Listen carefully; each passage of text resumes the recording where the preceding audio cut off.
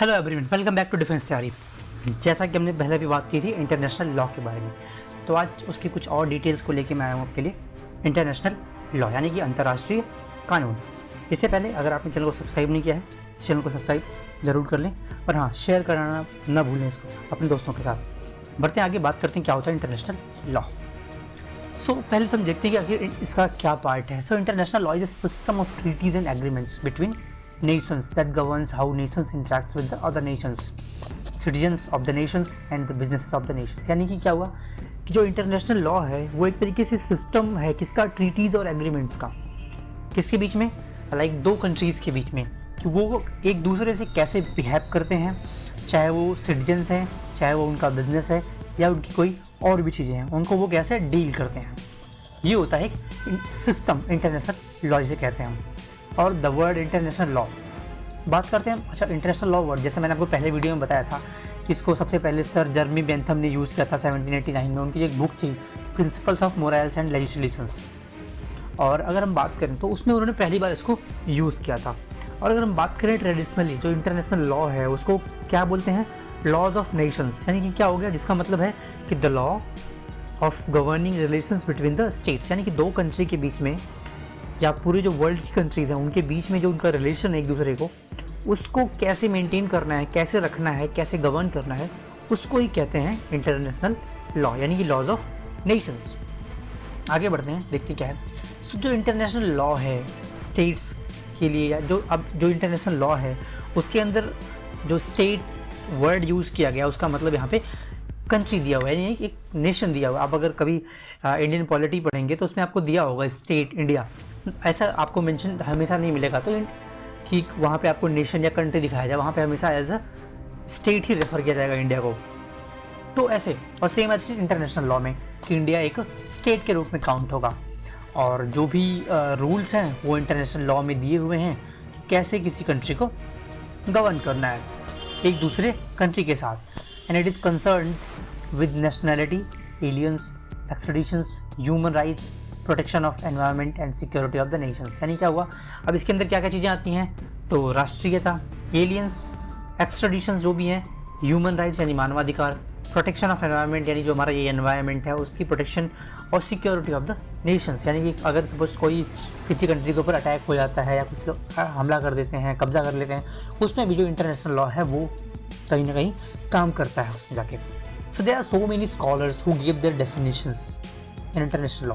बहुत सारे स्कॉलर्स हैं जिन्होंने अपनी डेफिनेशन अलग अलग दी है, और पहले की वीडियोस में आपको बता भी चुका हूँ कि वो कौन कौन से स्कॉलर्स हैं और कौन कौन सी लाइक बुक्स हैं इससे रिलेटेड। फिर भी आप यहाँ पे देख सकते हैं कि जो स्टार्क हैं, ये जेरेमी बेंथम हैं, ओपेनहीम हैं, ऐसे बहुत सारे स्कॉलर्स हैं जिन्होंने अपनी अपनी डेफिनेशन जो है इसके लिए दे रखी है कि क्या होता है इंटरनेशनल लॉ। लेकिन इंपॉर्टेंट पार्ट ये है यहाँ पे कि हमें ये देखना होगा सबसे पहले तो ये कि स्टेट का मतलब यानी कि एक कंट्री, और दूसरा कि ये किस किस चीज़ के लिए होता है। तो nationality, aliens, extraditions, human rights और एनवायरनमेंट प्रोटेक्शन के लिए, और दूसरा उसके बाद सिक्योरिटी ऑफ द कंट्री के लिए ये होता है। आगे देखते हैं कि जो सोर्सेज हैं वो इंटरनेशनल लॉ के सोर्सेज कौन कौन से हैं, यानी कि जो इंटरनेशनल लॉ हमारा है उसको किन किन चीज़ों से लिया गया है, कहाँ कहाँ। सबसे पहला आता है इंटरनेशनल कन्वेंशंस, यानी कि जितने भी इंटरनेशनल कन्वेंशंस हैं उनसे। फिर कस्टम्स, उसके बाद general principles of law recognised by civilised nations, यानी कि जितनी भी कंट्रीज़ हैं जो बहुत ही अच्छी है मानी जानी। लाइक अब ऐसा नहीं है कि आपको कोरिया की बात कर लो जो जहाँ पे किम जोंग यूंग जैसे तानाशाह बैठे हुए, उन्हें सिविलाइज स्टेट में काउंट नहीं करते हैं। ऐसी कंट्री जिसपे एक लॉ हो, एक नियम हो, एक कानून के तहत जो चलती है उसे सिविलाइज स्टेट कहते हैं या सिविलाइज्ड नेशन कहते हैं। तो वो प्रिंसिपल जो वहाँ वो रिकॉग्नाइज करते हैं उनको, ये सोर्सेज हैं उसके। और उसके बाद है कि decisions of judicial and arbitral tribunal and jurisdiction works, ये भी एक सोर्स है इंटरनेशनल लॉ का। और वही जो अगला है वो डिसीजंस और determination of the organs of international institutes, यानी कि जो भी इंटरनेशनल इंस्टीट्यूट्स हैं उनके जो ऑर्गन्स हैं उनके द्वारा डिटरमाइन किए गए या उनके द्वारा लिए गए जो डिसीजंस हैं उनको भी क्या है वो भी एक सोर्स के रूप में काउंट होते हैं इंटरनेशनल लॉ के। सो ये 5 चीज़ें हैं जो as a like international law के सोर्सेज के रूप में काउंट होती हैं। और आगे बढ़ते हैं, देखते हैं कैसे फिर क्या होता है। ये हो गया इंटरनेशनल कन्वेंशन। अब देखते हैं कि जो इंटरनेशनल कन्वेंशन हैं वो कैसे पार्ट करते हैं। तो ये एक बहुत ही इंपॉर्टेंट सोर्स है और आपको according to article 38(1)(a of the international court of justice, ये जो ICJ है, इंटरनेशनल कोर्ट ऑफ जस्टिस, इसके ये जो है इसको वो सपोर्ट करता है स्पेसिफिक कि जो इंटरनेशनल कन्वेंशंस हैं वेदर जनरल और specific will be enforce by the court. यानी कि जितने भी इंटरनेशनल कन्वेंशंस हैं, चाहे वो जनरल हों या फिर किसी स्पेसिफिक चीज़ के लिए हों, वो कोर्ट के द्वारा एनफोर्स किए जाएंगे, यानी कि लागू किए जाएंगे। उसके बाद treaties are agreements between 2 or more states or between other subjects of international law by which they establish their relations। यानी कि चाहे वो ट्रीटीज हो गई या कुछ ऐसे एग्रीमेंट हो गए जिसके बीच जिसको साथ में रख के 2 कंट्रीज या 2 से अधिक कंट्रीज एक दूसरे के साथ अपना रिलेशन जो है उसको अच्छा करती हैं या एक दूसरे के साथ बाइंडिंग नेचर में आती हैं, तो उनको क्या बोले, वो एक तरीके से जो इंटरनेशनल लॉ के सोर्सेज में काउंट होता है और वो है एक इंटरनेशनल कन्वेंशन का फॉर्म है। And these relations are sometimes called as conventions और प्रोटोकॉल। यानी कि इनको क्या कभी कन्वेंशन कहते हैं, कभी प्रोटोकॉल कहते हैं, कभी अकॉर्ड कहते हैं। टर्मिनोलॉजी बदल जाती है लेकिन जो सब्सटेंस है उसका, जो चीज़ें हैं, जो उसका कार्य है, काम करने की प्रणाली है, वो क्या होती है, सेम होती है, उसमें कोई चेंज नहीं होता है। तो ये हो गया इंटरनेशनल कन्वेंशन एक सोर्स के रूप में कि क्या क्या चीज़ें हैं, कैसे हैं और कौन वेरीफाई करता है इसको। तो यहाँ पे इंपॉर्टेंट है आर्टिकल 38(1)(a। ये क्या करता है, बेसिकली जो ICJ है उसका एक आर्टिकल 38 का 1 पार्ट है, वो इसको कहता है कि ये जो इंटरनेशनल कन्वेंशन है, चाहे वो जनरल हो चाहे स्पेसिफिक हो, वो कोर्ट के द्वारा लागू किए जाएंगे। आगे बढ़ते हैं और ध्यान देते हैं कि ट्रीटीज़, अच्छा कैसी कैसी होती है ट्रीटीज़। तो 2 तरीके होती हैं, एक होती है लॉ मेकिंग ट्रीटी और दूसरी होती है ट्रीटी कॉन्ट्रैक्ट। लॉ मेकिंग कैसे, entered by large number of state, यानी बहुत सारी कंट्रीज़ ने मिलकर उसको साइन कर लिया हो तो उसको वो फिर एक लॉ बन जाएगा। और वहीं जो ट्रीटी है, छोटी ट्रीटी, यानी कि वो 2 कंट्रीज़ के बीच में हो गई, जैसे सपोज करो कि इंडिया और श्रीलंका के बीच में कोई छोटी मोटी ट्रीटी हो गई, या फिर इंडिया श्रीलंका नेपाल के बीच में हो गई, ऐसे ये ट्रीटी हो गई। लेकिन अगर वहीं 10 से 12 कंट्रीज़ मिलके एक साथ आके बैठ गई और उन्होंने एक उस पर सिग्नेचर कर लिया, बहुत सारी कंट्रीज़ ने कर लिया, तो वो क्या हो गया, फिर एक लॉ बन जाता है। ऐसे आगे बढ़ते हैं। जो तो फर्स्ट जेनेवा कन्वेंशन जो 1864 में था, वो सबसे पहला फॉर्मुलेशन था एक इंटरनेशनल लॉ का। देख सकते हैं आप कैसे है सब। और आगे फिर बात करते हैं इंटरनेशनल कस्टम्स।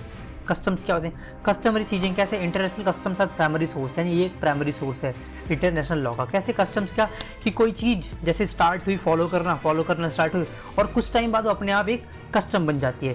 सेम चीज़ अगर कोई चीज़ बार बार रिपीट होती है तो वो हैबिट में आती है और वो फिर क्या बनती है, कस्टम। सेम एज चीज़ यहाँ पे भी है कि customs is a habit which has been repeated for a long time and obtain force of law। सी कि अगर जो एक प्रैक्टिस ऐसी जो काफ़ी लंबे टाइम तक प्रैक्टिस की गई और उसके बाद फिर वो एज ए लॉ एनफोर्स कर दी गई, तो यही होता है कि जैसे international customs. Article 38(1) of ICJ इसको भी वैध करता है, यानी कि वो इसके अंदर आता है। पर्टिकुलरली कौन कौन से इंग्रेडिएंट्स हैं जो लाइक एलिमेंट्स कौन कौन से हैं इसके। तो लॉन्ग ड्यूरेशन, यानी कि अगर कोई चीज़ बहुत लंबे टाइम तक चलती है, कॉन्टीन्यूअस है, एंड जनरलिटी सबके लिए है, तो वो क्या हो गया, एक इंटरनेशनल कन्वेंशन बन जाता है, या इंटरनेशनल कस्टम बन जाता है। ये हो गया। आगे देखते हैं कि जो ये general principles of law recognised by civilised state, यानी कि वो सारे के सारे रूल्स एंड रेगुलेशंस जो एक सिविलाइज्ड स्टेट फॉलो करता है, चाहे वो विद इन उसकी टेरिटरी में हो या फिर उसके अलावा जो उसके फॉरेन से जो लोग आते हैं उस कंट्री में, उनके लिए वो हो, तो उसको क्या करती है पूरी दुनिया, पूरी जो वर्ल्ड की कंट्रीज हैं उसको फिर फॉलो करती हैं और उसे क्या बोलते हैं, एक तरीके से जनरल प्रिंसिपल्स मान लिया जाता है। देखते हैं सिंपल, ये देखिए यहाँ पे लिखा हुआ है the world is regulating there national law, यानी कि किस तरीके से कोई कंट्री अपना जो देश का लॉ है उसको फॉलो करता है, उसे ही सिविलाइज्ड नेशन के रूप में माना जाता है और वही वो सबके लिए फॉलो करता है। सो ये इसके अंदर आता है आर्टिकल 38(1) के अंदर। The general principle of law are those sources which are used in the present time in the absence of treaties and custom. अब ये क्या होता है कि जो जनरल प्रिंसिपल्स हैं वो क्या हैं, तो वो एक तरीके से लॉ हैं जो प्रेजेंट टाइम में, जैसे सपोज करो कोई ट्रीटी नहीं चल रही है, कोई कस्टम्स नहीं है, उस टाइम पे जो जनरल प्रिंसिपल्स हैं वो अगर एज अ लॉ एनफोर्स्ड हैं तो उन्हें ही जनरल प्रिंसिपल कहा जाता है। और ये एक सोर्स है बहुत बड़ा लॉ का कि जब कोई ट्रीटी नहीं है, कोई कस्टम नहीं है, तब उसको फोर्स किया जाए। And the court will apply the general principles of law recognised by nations when states rules are used of adjudication at time when other sources custom treaties prove to be unusable. यानी कि जब customs, treaties या जितने भी agreements हैं वो नहीं follow हो रहे हैं, तब जो है जनरल प्रिंसिपल्स ऑफ लॉ जो है, यानी कि जो जनरल प्रिंसिपल्स है वो रिकॉग्नाइज, यानी उसको वैधता दी जाएगी, कोर्ट उसको अप्लाई करेगा। कब? जब कोई कस्टम, कोई ट्रीटी या जो एग्रीमेंट है वो यूजेबल नहीं है, वो बिल्कुल भी उस टाइम के लिए नहीं है, तब ये अप्लाई होते हैं। कौन? जनरल प्रिंसिपल, जो हर कंट्री अपने बिल्कुल टेरिटरी में उसको फॉलो करती है, जो सिविलाइज स्टेट्स होती हैं बेसिकली। आगे बढ़ते हैं। अब judicial decisions and juristic works, ये क्या है? So judicial decisions are decisions of the arbitral tribunal are also sources of international law. ये देखिए क्या है कि जुडिशियल डिसीजंस हो गए या फिर डिसीजंस ऑफ आर्बिट्रल ट्राइब्यूनल, यानी कि जो पंचायत के होते हैं उनको, ये क्या हो गए? इंटरनेशनल लॉ के एक सोर्सेज हो गए। लेकिन क्या हुआ कि it is treated as subsidiary sources, यानी कि एक सहायक के रूप में माना जाता है, इंटरनेशनल लॉ का सहायक, हेल्पिंग वाला एक। सिंस जबकि ये जो डॉक्ट्राइन ऑफ प्रेसिडेंट है, यानी कि कोई सिद्धांत जो अप्लाई नहीं होता है in the field of international law, the international law judicial decisions are generally not binding. यानी कि ये एक तरीके से ऐसा है कि आप जो भी डिसीजन इसके अंदर आएगा वो बाइंडिंग नेचर में नहीं है, जो इस पर्टिकुलर जुडिशियल डिसीजन और ज्यूरिस्टिक वर्क्स के अंदर आएगा, क्योंकि एक हेल्पिंग उसमें है, तो इसका जो डिसीजन है वो बाइंडिंग नेचर का नहीं होता है। वहीं आगे बात करें ज्यूरिस्टिक वर्क्स का, तो ये बेसिकली होती हैं कि जो स्कॉलर्स हैं, जो बहुत बड़े बड़े लीगल स्कॉलर्स हैं, उन्होंने जो अपने विचार दिए हैं, जो उन्होंने अपनी फील्ड स्टडी की है इंटरनेशनल लॉ की, उनको ही ज्यूरिस्टिक वर्क्स में कहा जाता है, और इनको भी एज ए सब्सिडियरी, यानी कि सहायक सोर्स माना जाता है किसका? इंटरनेशनल लॉ का। आगे बढ़ते हैं। Decision of the organs of the international institutes, यानी कि कौन कौन से, जैसे जितने भी इंटरनेशनल ऑर्गेनाइजेशंस हैं जिनको आप जानते हैं, इससे पहले क्या था? लीग ऑफ नेशंस था, उसके बाद वो चेंज हो गया यूनाइटेड नेशंस में। तो ऐसे ही जो कन्वेंशंस हैं, कस्टम्स हैं, जिनको कि रिकॉग्नाइज करते हैं ये ऑर्गन्स, ये इंस्टीट्यूशंस, वो भी एक बहुत बड़े सोर्स हैं। अब जैसे बात करते हैं यूनाइटेड नेशंस ऑर्गेनाइजेशन, तो ये इंटरनेशनल लॉ के अंदर आता है, और जैसा आपको पता है कि इसके 6 प्रिंसिपल ऑर्गन्स हैं। कौन कौन से? तो वो आपको बेसिकली मैं, जैसे सिक्योरिटी काउंसिल हो गया, इंटरनेशनल कोर्ट ऑफ जस्टिस भी हो गया इसका, और सेक्रेटेरिएट हो गया, यूएन सेक्रेटेरिएट हो गया, ऐसे इसके जो 6 ऑर्गन्स हैं वो भी इसके अंदर हैं। और इसके जो ऑफिशियल लैंग्वेजेस हैं वो कौन सी, कितनी हैं? 6 हैं। ये आप बिल्कुल देख सकते हैं आराम से, कहीं पे भी गूगल कर आपको मिल जाएगा ये कि कितनी ऑफिशियल लैंग्वेज, कौन कौन सी वो लैंग्वेज हैं। आगे बढ़ते हैं और देखते हैं कि आप देखो कि जो भी ये काइंड्स हैं इंटरनेशनल लॉ की, वो कौन कौन सी काइंड्स हैं। तो सिंपल, जैसे मैं आपको पहले बता चुका हूँ कि वीडियोज़ में जो पहले अपलोड हुई हैं, तो उसमें पब्लिक इंटरनेशनल लॉ और private international law. Public international law में क्या है कि international law comprise mainly of the rules recognised by states, यानी कि जो पब्लिक लॉ है वो किसी कंट्री के द्वारा रिकॉग्नाइज किया गया रूल और रेगुलेशन है, जो वो किसी अपनी कंट्री में आए हुए या दूसरी कंट्रीज़ के लोगों के साथ इंटरनेशनल कस्टम्स और ट्रीटीज़ का एक तरीके से बाउंडेड वो है, उसको क्या बोलते हैं? Public international law. और public international law for its major part deals with states and to a lesser extent deals with the individuals, यानी कि क्या होगा, किसी पर्टिकुलर इंडिविजुअल्स के साथ भी ये जेल करते हैं और किसी स्टेट के साथ भी ये डील करते हैं। सपोज करो जैसे एक केस हुआ था भोपाल का, उसमें भोपाल गैस ट्रेजेडी वाला, उसमें भी इंडिविजुअल के साथ भी ट्रीट कर सकता है और वहीं दूसरा किसी कंट्री के साथ भी ट्रीट करता है। आगे बढ़ते हैं। And the part of municipal law, अब जो ये भी है कि म्यूनिसिपल लॉ, कस्टमरी रूल्स होते हैं इंटरनेशनल, ये इनको भी कंसीडर किया जाता है एज ए डोमेस्टिक लॉ, एक किसी पर्टिकुलर स्टेट का डोमेस्टिक लॉ, किसको? म्यूनिसिपल लॉ को, तो इनको भी हम मानते हैं एज ए पब्लिक लॉ। फिर आता है private international law. Rules of private international law are framed by the legislature of state and recognised by the developed by state courts, यानी क्या हुआ कि किसी स्टेट के द्वारा, या जो उसका लेजिस्लेचर है उसके द्वारा रिकॉग्नाइज किया गया, और फिर जो उसकी स्टेट कोर्ट्स हैं उनके द्वारा उसको एक मान्यता दी जाए, उन्हें कहते हैं हम प्राइवेट इंटरनेशनल लॉ। ये क्या करते हैं? ये सिर्फ इंडिविजुअल से डील करते हैं, और ये भी एक तरीके से म्यूनिसिपल लॉ का ही पार्ट हो जाता है।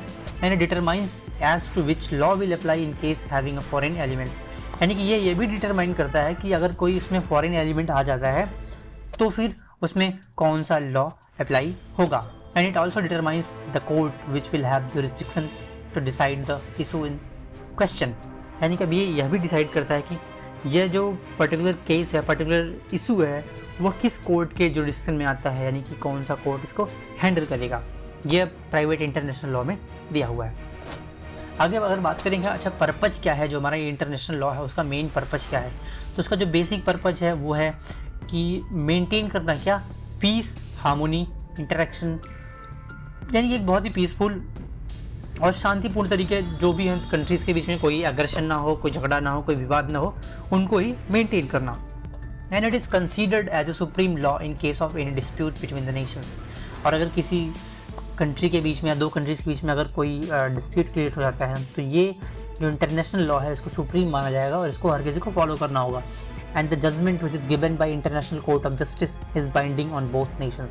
यानी कि अगर कोई भी जजमेंट सुप्रीम, जो ये हमारा इंटरनेशनल कोर्ट ऑफ जस्टिस है जिसको हम सुप्रीम मानते हैं वर्ल्ड के लिए, अगर वो कोई भी जजमेंट देता है तो वो दोनों ही कंट्रीज़ को फॉलो करना पड़ता है, चाहे वो कोई भी हो। यानी अगर दो, सपोज़ इंडिया एंड चाइना को लेके कोई इशू हो गया और वो इंटरनेशनल कोर्ट चले गए, तो वहाँ पे अगर कोई भी डिसीजन लिया जाएगा इंटरनेशनल कोर्ट ऑफ जस्टिस के द्वारा तो उसको इंडिया को भी मानना पड़ेगा और चाइना को भी मानना पड़ेगा। यह एक बाइंडिंग होता है अपने नेचर में। तो ये रही कुछ बेसिक डिटेल्स जो हमने अब तक बात की हैं अपनी, और आगे भी ऐसी ही वीडियोस के लिए हमारे साथ बने रहें। चैनल को सब्सक्राइब करें और हमें फेसबुक, इंस्टाग्राम और टेलीग्राम पर भी आप जुड़ सकते हैं हमसे, लिंक नीचे दिया हुआ है। थैंक यू एंड जय हिंद।